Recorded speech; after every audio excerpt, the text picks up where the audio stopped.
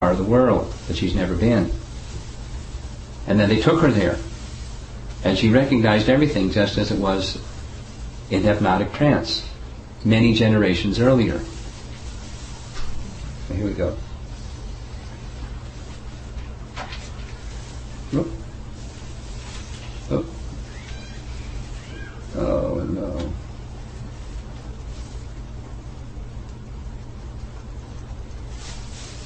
I have to click on the picture, it doesn't work. There we go.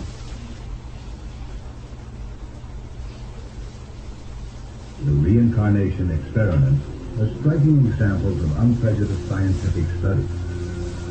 Our first case history is Gwen MacDonald, a housewife living in Australia who had never left her native New South Wales. Under regression, she claimed to be Mary Duncan, a woman living in the county of Somerset about 200 years ago. What are the other images around your area so we can find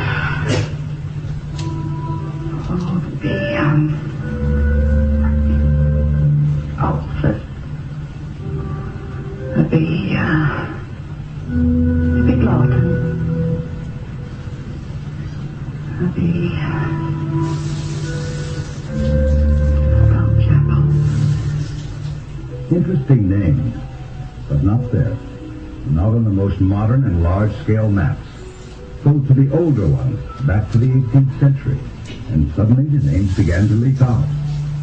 Alfred was there. Stone became Stone Chapel. And there was Hornbroughton, very close to the way she pronounced it. What was her name? Mary Duncan, but they call me Rose. Then she named the people of the area. The names were found in the old records. What was your mother's maiden name? The family that she come from? Lethbridge, Bessie said. Has the temper of a Lethbridge. Temper of the grandfather. When they took her to Somerset in England, they took as their independent witness Dr. Basil Cottle, reader in medieval English studies at Bristol University. Under trance, Gwen described the path to the cottage in which she had lived. The path crossed a fork in a stream where there was a unique stepped waterfall.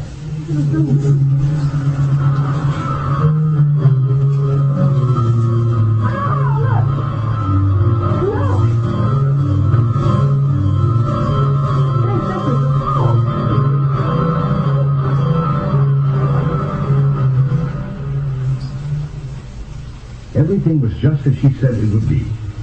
The fork, the tiered waterfall.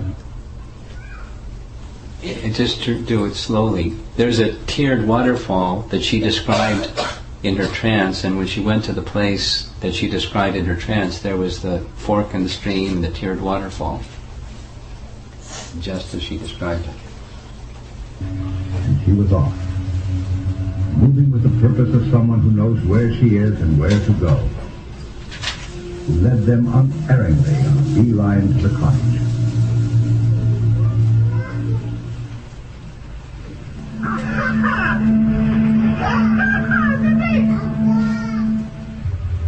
After finding the cottage in which she said she had lived, from the outside she described a window that was no longer there, and the wall was covered with ivy.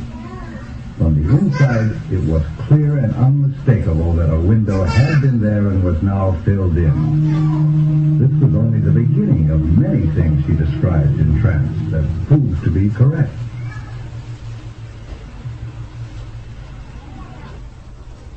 Okay, so I think I'm going to skip the next one, just for sake of time. It's a woman again from Australia, who had never been out of Australia, and under trance she's speaking not only in French, but a Normandy dialect of French. And so there's a translator that knew the Normandy dialect, and the translator is explaining what she's saying, and she's describing a couple hundred years ago, where she was married, what her life was like, and so on, in the chapel where she was married, in trance. So they went with her to that place in Normandy, France, and they saw the building, the chapel. It was like now just a shell. The roof was gone, but some of the walls were there, and the place where her wedding took place was found just as she described it, although in trance. Here's from the Stone Chapel, Hornblotten, Alfred, seeing the waterfalls, seeing the place where she lived, and then the outside where the window was, but now it's covered so they can see that it was filled in from the way it originally was set up. And this is this other lady that's speaking in Normandy and finds the chapel where she was married. Now, I'm almost done. This next section is from the latest book of Ian Stevenson that he calls Where Biology and Reincarnation Intersect. So out of the whole pie of past life remembrances, he takes just that little slice of the pie where persons that remember their previous life have in this life some birthmark, a cut or something, missing part of their body that's connected to their previous life. And so the way that he would do this is he'd get a report, he'd interview them thoroughly, the next step was he'd go to the birth records and see if that was there in their birth record, like this one. Here's someone from Thailand that had a mark on the back of his head, and the mark on the back of the head was he was murdered, hit in the head by some weapons, and he remembered the event from his previous life and his name and the names of the murderers he remembered. He remembered his daughter and the name of his daughter and recognized the daughter. He recognized the police officer that was involved, and part of the murder scene was when he was killed. Part of his feet were damaged. So he remembered all these things. That then Ian Stevenson went to the birth record that showed this lesion was there in the back of his head and this problem with his toes. Then he went to the place where he said he was in his previous life and reconfirmed the whole thing. Here's another case. This one is in India, where someone was born without the fingers and the thumb of their right hand. And they then described that the hand in their previous life was cut off. Their fingers were cut off in a machine. They gave their name and where they lived and the father's name and all the details. They go to the birth records. The fingers are missing at the time of birth. They went to the place where they said the person lived, and all the details confirmed. Here's another one where part of the leg is missing from birth, and the person said in the previous life they died being run over by a train.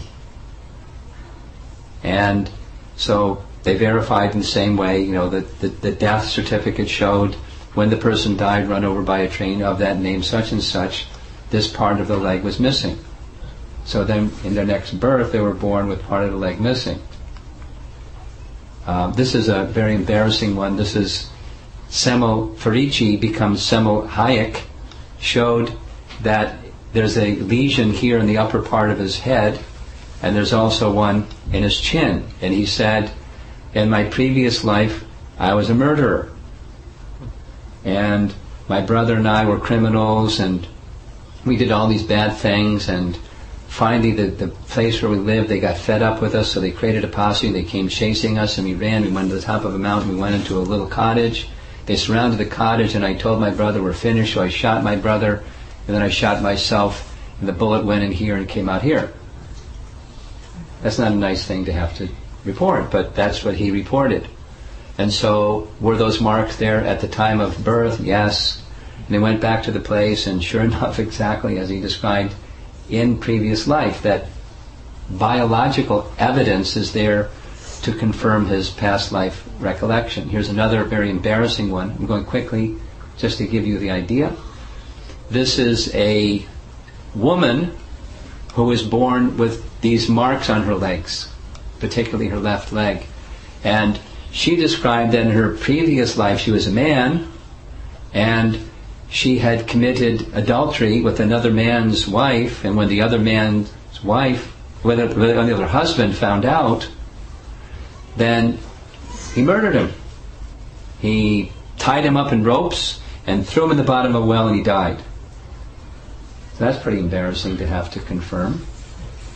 And so, the marks were there at this girl's birth, and the details, and even gave the name of the murderer. When Ian Stevenson's men went to the man who in the previous life was said to be the murderer, he admitted to it. Yes, I did it. Because this man had committed adultery with my wife. I don't know what happened with him after that, but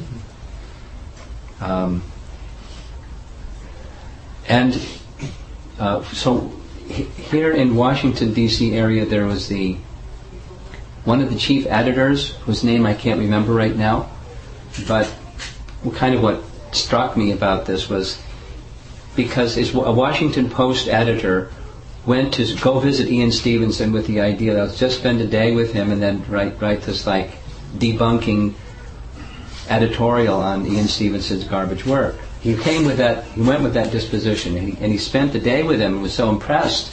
He came back and wrote just the opposite. This man is doing amazing work. And then later he wanted to go on a tour with him. When he got some reports, how did he follow up with it? So they were sitting in a cafe somewhere in Southeast Asia. He said, "How do you get these reports?" And he said, sometimes they just walk up. So the editorial man said, "Here's somebody, here's our waiter, let's see if he's got a past life remembrance." And he did. And he had a little mark on his body and said, "This mark is from my previous life, where my mother put this mark, because in this culture in Southeast Asia, so the parents, because they believe in reincarnation, they put a mark on their deceased child so they know who their child is in their next life, because you got that mark." And there's a whole series of these, where there's a mark on their elbow or a mark on their foot. And so they followed up in the presence of this Washington Post editor, what the story of the boy and the mark that's on his body, and followed it up and what his previous life, and just went through the whole thing.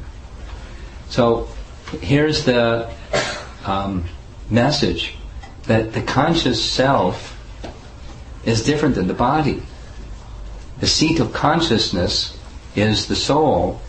It's not the brain, like you hear in modern science explanation. That's what consciousness is. It's just neurological, neurochemical events. That's all it is. Not so. Not what modern science says. Anyway, these evidences that you've seen. And this is the last clip.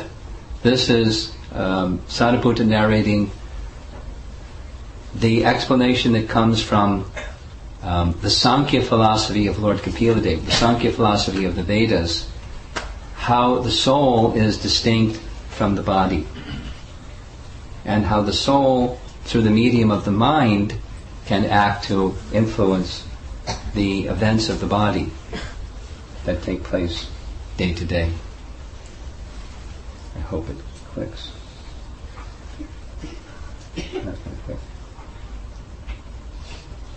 Well, we're not going to be able to do it.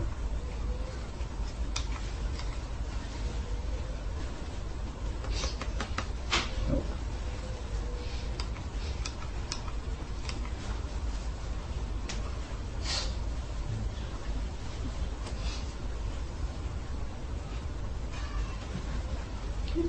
Anybody want to advise me what to do to get this to play?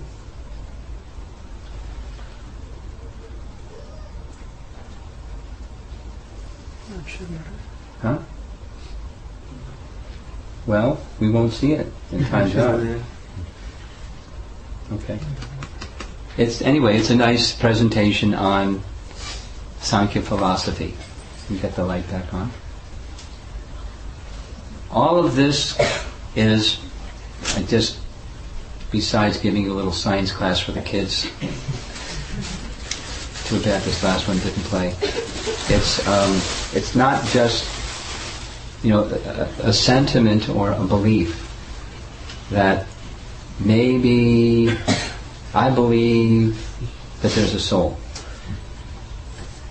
There's evidence to indicate, in fact, there's a soul. Not going to work. And evidence doesn't mean proof, but evidence upon evidence upon evidence. At least we can say what consciousness isn't. And there's something, some entity that endures beyond the body and exists apart from the body. That's the conscious self. And this video clip is saying that's called in Sanskrit language the Atma. And the Atma is who we really are. And the second chapter of Bhagavad Gita is also helping to make a clear distinction between the soul and the covering the soul. There's gross coverings, which we can perceive, earth, water, fire, air, ether. There's subtle coverings also, mind, intelligence, and false ego. And together, chapter 7, Bhagavad Gita, Krishna says it's those two that are unconscious, and then there's the conscious self, Paraprakriti. And, of course, Krishna is the controller of both. They're his Prakriti, and because we're his energy, we're under his direction. Bhakti means accepting that fact. We're under Krishna's direction. Since we're under Krishna's direction, the wise thing is to consider what is Krishna's interest, Krishna's desire, Krishna's will, and serve him accordingly. There's always a problem. The problem is we don't want to. We're rebellious. That's why we're here in the material world. In the 18th chapter of Bhagavad Gita, Krishna says that. Raga dvesha samutena dvandva mohena bharata. Moha means illusion. The living entity becomes overcome by illusion because of these two things, raga and dvesha. We want to be in the position of being the enjoyer and controller. We want to be the Purusha. And there's a problem. Somebody else is already Purusha. The king is already sitting on the throne, and I want to sit on the throne. So I covet that position of the supreme enjoyer, and I have dvesha, or ill regard, towards him. He should come down, and I should be there. Raga and dvesha. Based upon that, the living entity takes a material body, comes into this material atmosphere, and struggles hard. Prakriti, sthani, karshati. Very difficult struggle. And the message of Bhagavad Gita is to get released from that struggle. The first part of getting released from that struggle is to understand what the struggle is about, who we are, what our real identity is, this spirit soul, this particle of consciousness that's within this body, and the consciousness pervades the body. And let us learn the art of first understanding who we are, and then acting on the platform of the soul. That's the second half of chapter 2, which you'll get to very soon. These the Bhakti Bhikshu group members that are attending here.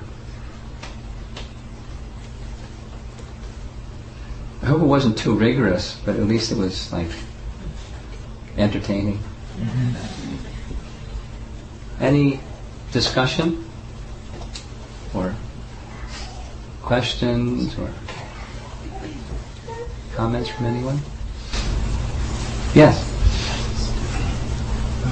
Generally, we understand that the control, the impact is like descending from the soul to the subtle body to the gross body. But this seems to indicate a reverse, that a change in the gross body is carried by the subtle body into the next body.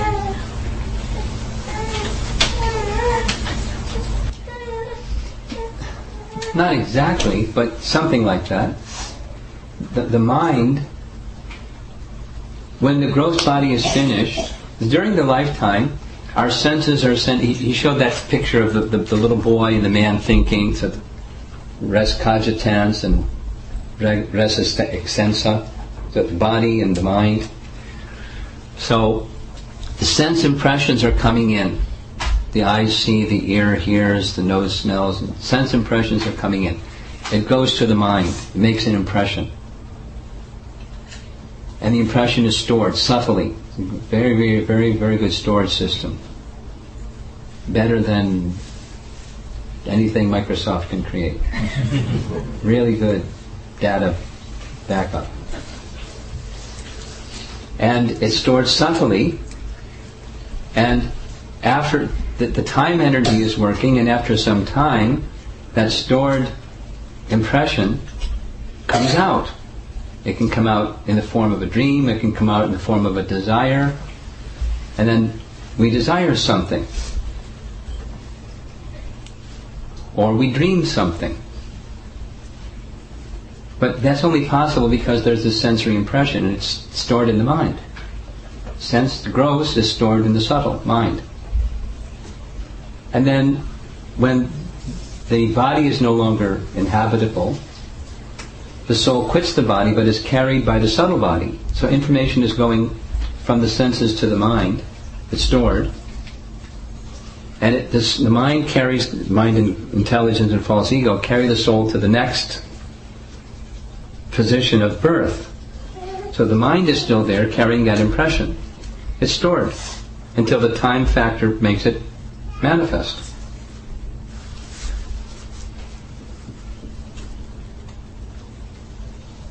And then the mind can influence matter also. Configurations of matter are influenced by states of mind. There are scientific experiments that have shown that, much to the chagrin of modern science. I remember Sariputta describing that there was a husband-wife couple also in the statistics department, just as George Gallup was part of the statistics department, and their field of study was parapsychology. And parapsychology is like a no-no, meaning, how the mind influences matter. That's parapsychology. And they were showing statistically it's so. Like example after example after example, and pumping it out into the statistics magazines, and then finally they retired. And I saw the article when they retired, and the professors in Princeton were indignant. How did these people become tenured professors teaching all this rubbish about parapsychology in Princeton University, in the statistics department at Princeton University? But they were demonstrating the mind influences matter, statistically. So just to repeat it, it goes against the laws of physics, because the laws of physics say there's only one thing. Matter and the laws that govern matter. There's not something separate, like a mind that influences the laws of matter. Come on. No such thing. But for a couple of decades they were showing it. So it goes, this is Descartes, that little picture, it goes back and forth. That was his proposition. He couldn't prove it, so it got debunked. That was 17th century. Here we are in the 21st century, and it's still like, we can't stand this statistical information that proves that it's true. Mind influences matter. There's a predisposition against it when because they want to prove something else. The evidence just gets trashed. But it's contrary.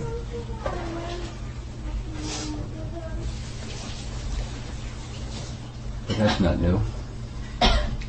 Anything else?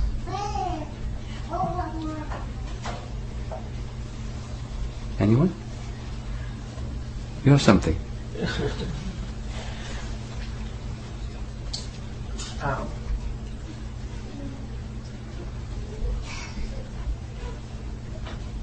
Where is the how the anger gets generated?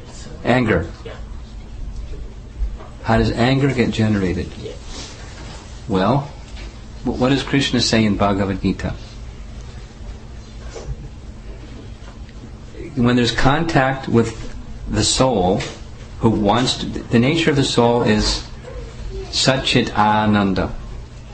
We're not the Supreme, but we're part and parcel of the Supreme. And the Supreme is Satchitananda, so we're Satchitananda. The drop of water is of the same nature as the ocean. So, our nature is, we're blissful. We're in this material atmosphere because we want to enjoy as the enjoyer of nature. So that's called the mode of passion. Rajoguna. In contact with Rajoguna, kama arises. I want to enjoy. And then, in a particular way. And when that enjoyment is not fulfilled, krodha, frustration, anger. Kamesha, krodesha, rajoguna samudbhava. By the living entity, which is spirit, contacting the mode of passion, the instrument by which we wish to enjoy, desire arises, frustration following desire. So Prabhupada described it this way, that anger has a older brother, and they have the same mother. The older brother is desire, and the mother is the mode of passion, or the soul contacting the mode of passion. Yehi samsparsha ja bhoga dukkha yonaya evate. From I'm wishing bhoga, I'm wishing to enjoy independently of the Supreme, and the result is dukkha. And I'm frustrated, I didn't get the sukha, I got the dukkha. Not nice. I'm frustrated, I'm angry. But, my way of seeing it is, I may, blame another person. My enjoyment was dependent upon you doing such and such, and you didn't do it. Why didn't you do it? It's your fault that I didn't enjoy. I'm angry with you. That's where anger comes from. It's in the mind. It's a state of mind that's one of the subsets of illusion. The initial illusion is we're not the enjoyer of matter. We're also prakriti. We're para-prakriti, but we're prakriti. We're prakriti of Krishna. Is the anger carries on from birth to birth? Well, the tendency to be an enjoyer stays with us, and the tendency from being the enjoyer, anger, we don't necessarily retain anger towards a particular event or a particular person or a particular configuration of matter, but the tendency carries with us. But the tendency is born from kama, and kama is born from contact with the mode of passion.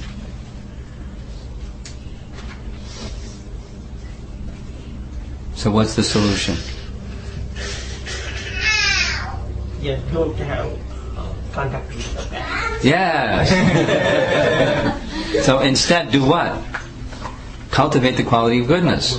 Yeah. And one of the here's what Bhishma Dev says about anger. To compensate for anger or to neutralize anger, practice forgiveness. The mode of goodness. There's the saying, to err is human, to forgive is divine. You've heard that phrase before? Yeah? So to err is human. But to forgive, that's the mode of goodness. So you can choose, the soul has free will, the soul can choose to forgive, or I want to enjoy and be frustrated after I didn't enjoy. They can choose between goodness and passion. Now, another lesson of Bhagavad Gita is the modes of nature are always competing. If there's a mode of passion, there's also some goodness and ignorance. If there's a mode of ignorance, there's also some goodness and passion. If there's a mode of goodness, there's also some passion and ignorance. And the others are competing for supremacy. So sometimes a person in the mode of goodness will become angry. And then mode of goodness again. So best is to take shelter of Shuddha Sattva. Not just Sattva, but pure goodness. And what's Shuddha Sattva? Vasudeva is Shuddha Sattva.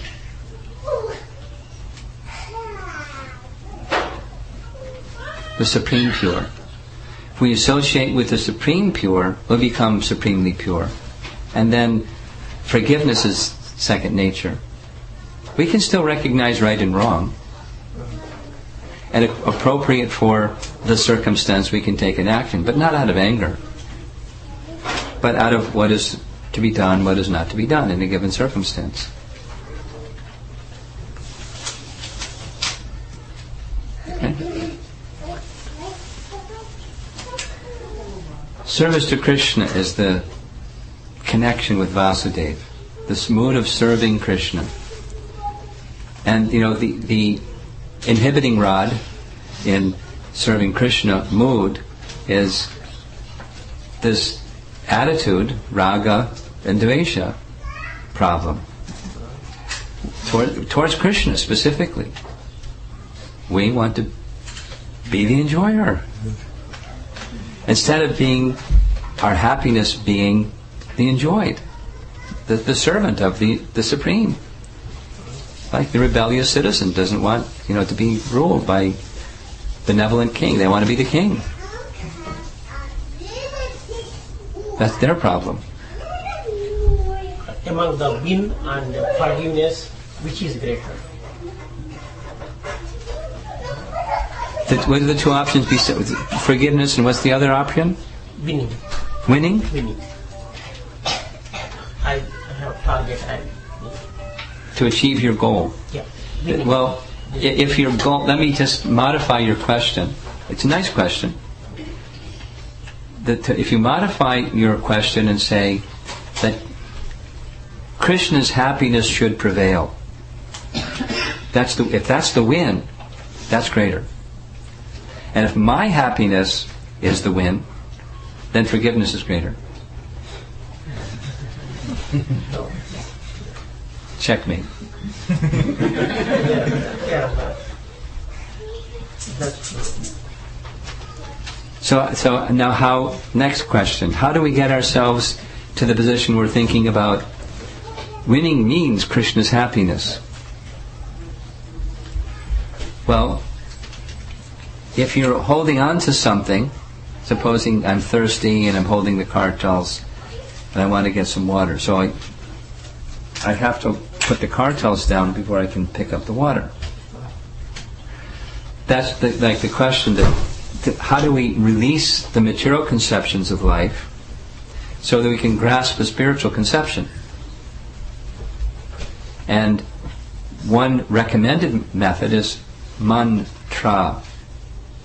Mantra.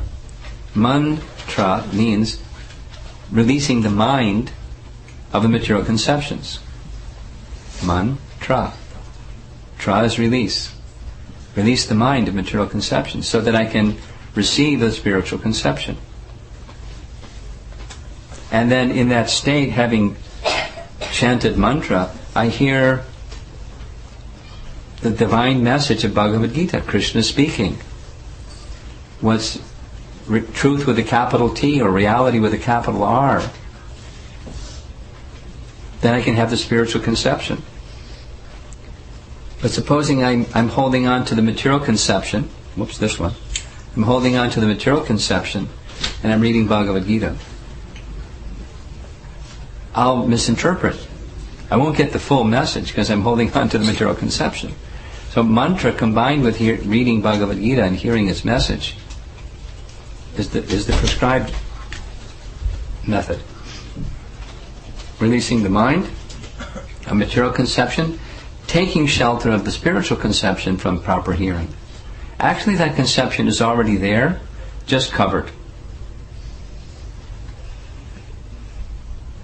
It's knowledge that just needs to be awakened.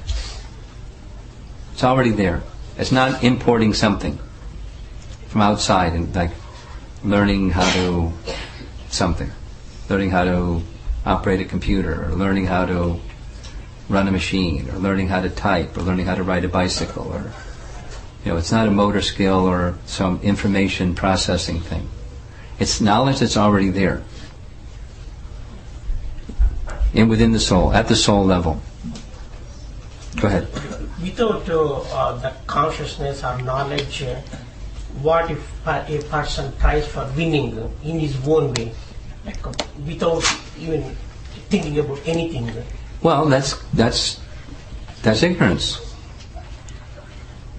Without proper knowledge, what you just described is ignorance. It's passion and ignorance combined. Winning is passion, and ignorance is I don't know what's what, but I want to win. The recommendation is transfer that tendency to want to win to want Krishna to win, or let Krishna's will prevail. The Bible teaches that thy will be mine. That's love. Where the will of the beloved is my will. Whatever that is, that's what I want. That's love. Divine love. And the greatest form of happiness that exists is love. And divine love is the greatest form of love. The problem is we have a rebellious attitude towards Krishna. We want our will to win, not Krishna's. We're competing with Krishna. That's the name of the game. It's called Maya. You can't compete with Krishna. But we want to win. That's a lose. And the win is that his will become our will. Let us come to that stage. Now, what does Krishna want? He just wants us to be happy. But, happy in an eternal sense of happy. Eternally happy. Unending, ever-increasing happiness. That's spiritual. Not this other kind. Temporary senses, sense object going, Then it's oh.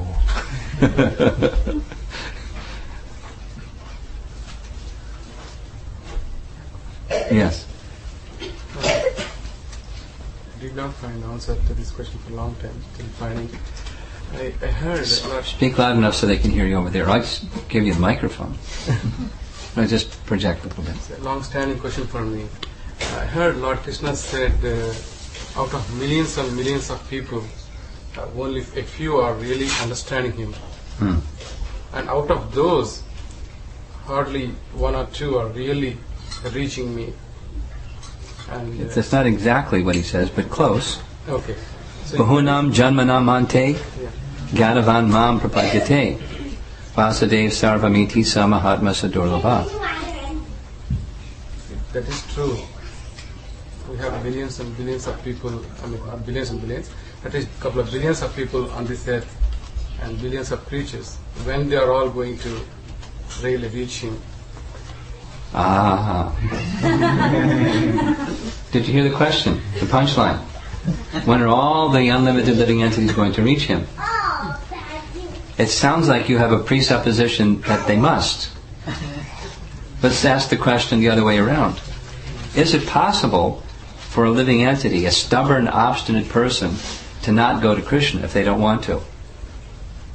Or is it that everyone must go to Krishna, even if they don't want to? Which is it? If they wish to, they can remain here, perpetually.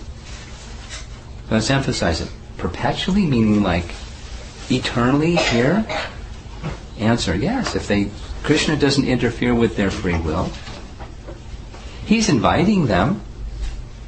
Like, you can invite a child, be nice, and they're doing something else besides nice. You can encourage them, train them, induce them, help them, but they have their free will.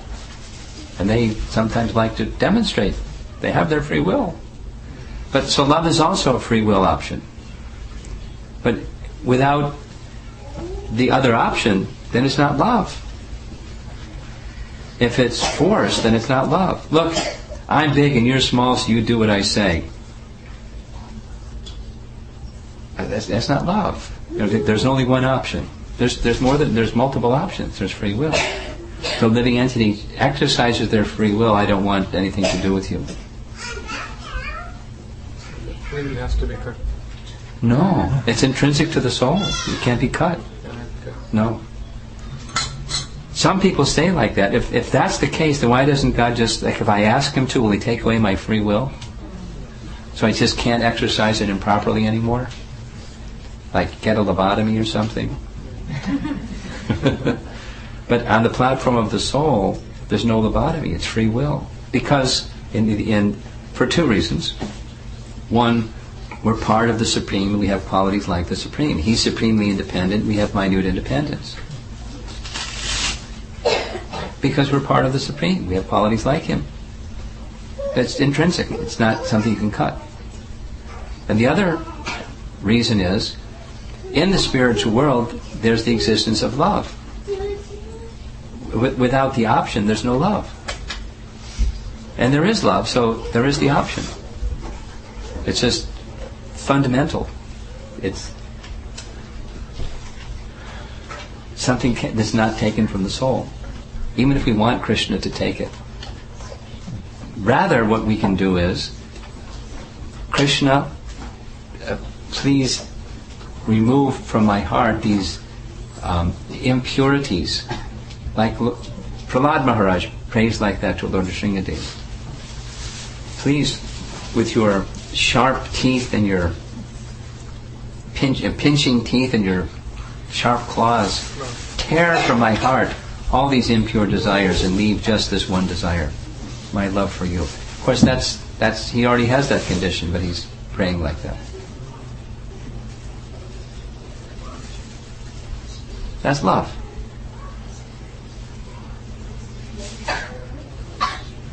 So let us exercise and act from the platform of love. Problem solved. Without a lobotomy. Without cutting our free will. Exercising the free will in a loving way.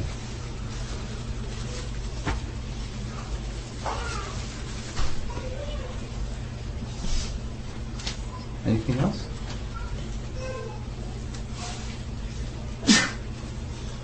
Yes. All the activities over on this side. I'm going to get some little activity over on this side. Go ahead. Like, my question is this one, like, there's certain people, like innocent people. There's innocent people out there, and then they, like, kind of innocent, suppose take poor people, innocent people, they are happy in their little lives, whatever they have. They don't enjoy life much, like, no sense, but still happy in those kind of situations, whatever they, like, they get adjusted to everything. Okay. So how do we see that? Like, they are just satisfied in that situation? They're less agitated by the illusion that says, if I have things, that makes me happy. I've been to homes where they have like a playroom for their kids, and the playroom is filled with toys. And I see those children are not contented kids. And I see other homes where children, the mode of nature of different is within the family, and I don't see like tons of toys, and they're very contented. They're more peaceful because their happiness is more within, rather than having objects to engage their senses and distract them and bewilder them by those objects that don't ultimately satisfy, and so they're frustrated. But they don't have Krishna then. Okay, but I'm just following your example of people that have and people that have not. The people that have not may be very contented and simple.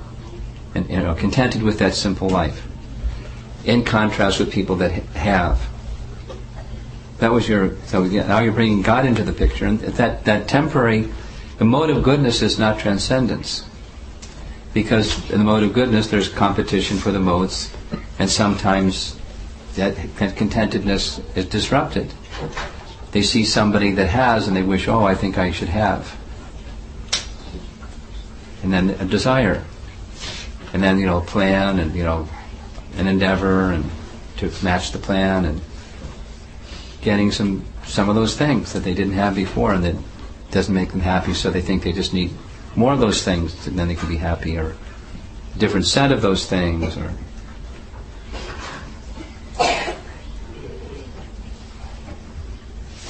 so wouldn't it be difficult for them to accept Krishna because they no.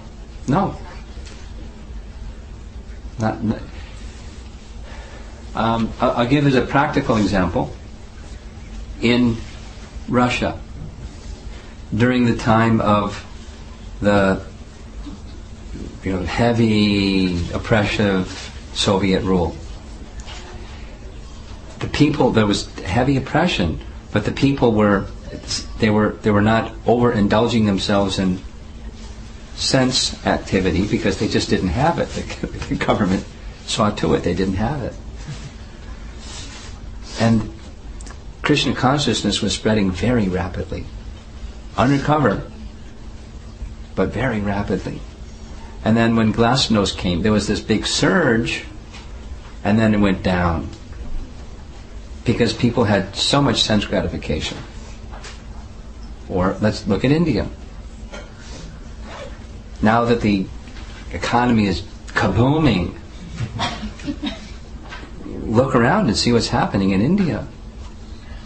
The style of life of people, particularly in urban, different than rural, village life, but in urban life, religiosity and decency and morality and crime and corruption and all,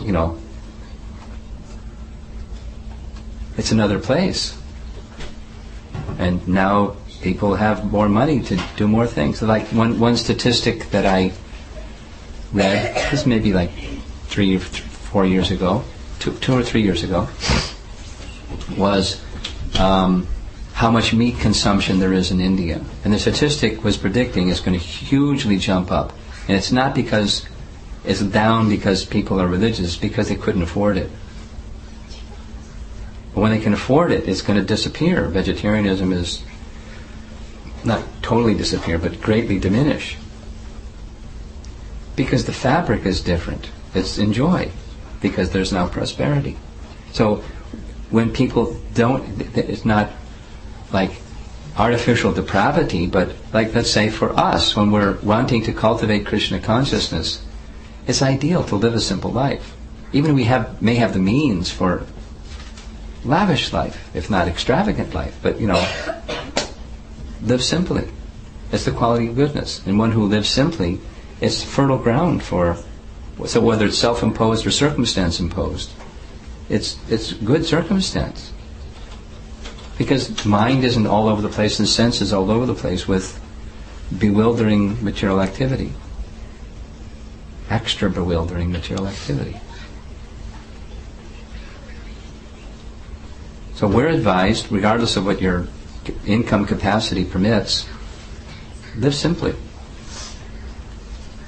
Sama dhamak tapak shocham shantir arjavam evacha. We're encouraged like that. And one who makes more spiritual advancement, simplicity prevails all the more. It's just, what's the need?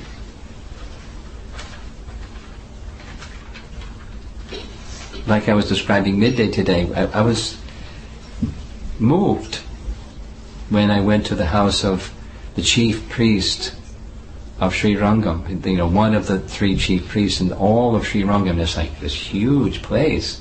And I went inside and there's no furniture. If they wanted to sit down, you sit down on the floor. There wasn't a chair. There was a table in one room and a table in the other room, and 4 walls. And this is,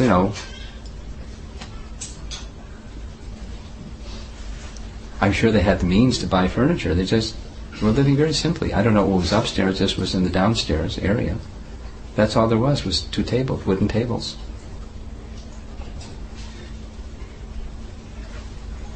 Simplicity. Very clean. You could feel how clean it was. It was really clean. So, simplicity, cleanliness, they foster God consciousness.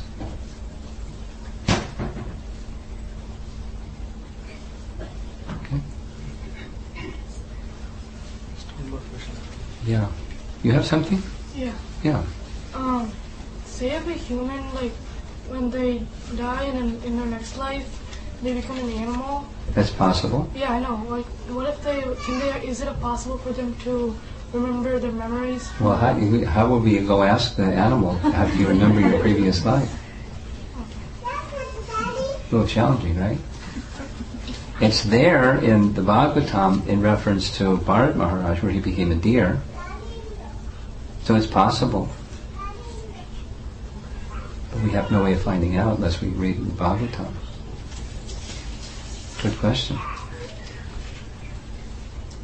One more question. Yeah. It's not my question. My daughter, she wants the inside. Okay. She asked me this morning.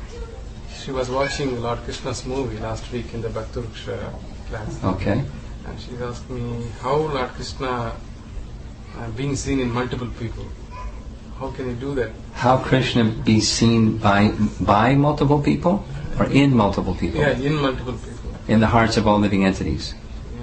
Like that? No, that's what she meant. Simultaneously. Simultaneously, they displayed Lord Krishna in all the people. Oh, So probably that's what she watched. no difficulty. For us, it's a difficulty. It's like not even a difficulty. It's out of the question. But for Krishna, it's not a difficulty. Departure eva hidisham taram avyupetya. Like a candle, Deepa.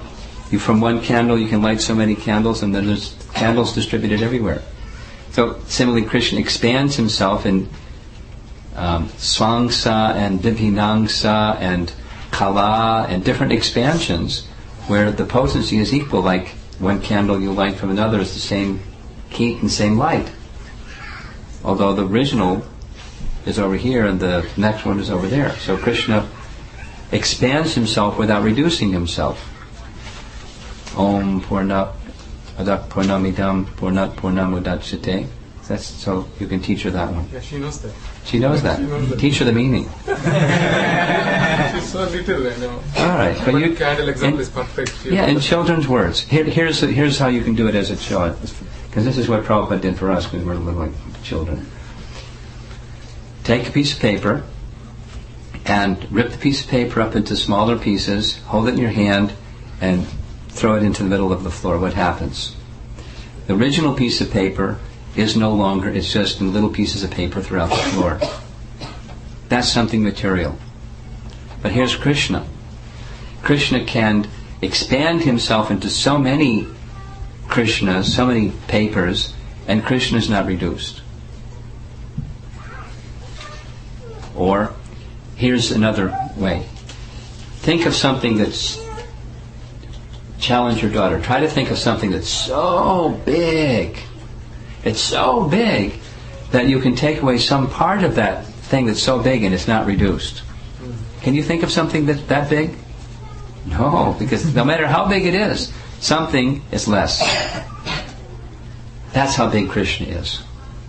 So big that he can expand himself into equal Krishnas and small part and parcel living entities, and he's not reduced. Not even a little bit. That's Krishna. Achintya Shakti. He has inconceivable potencies. That's how he can do it.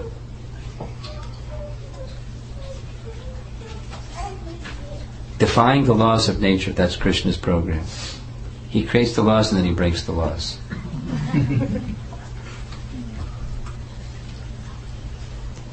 Something else? You had something else? No. No. Okay, we're finished? Yes. Maharaj, thank you very much for the class. I have one question, like many people, going in the process of going from material conception of life to spiritual conception of life, they tend to try many other things, many other paths of spirituality, like this one, let me try this, that. So I don't know what will be the destination, but is there one thing that is helpful for everyone? By doing that just one thing, all other things are achieved. Hare Krishna, Krishna Krishna, Hare Hare, Hare Rama, Rama Rama, Hare Hare.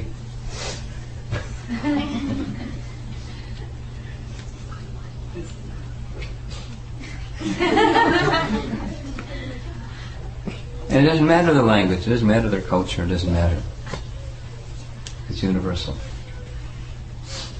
Even they don't like it. Hare Krishna. Okay, thank you very much. Hare Prabhupada Ki Jai.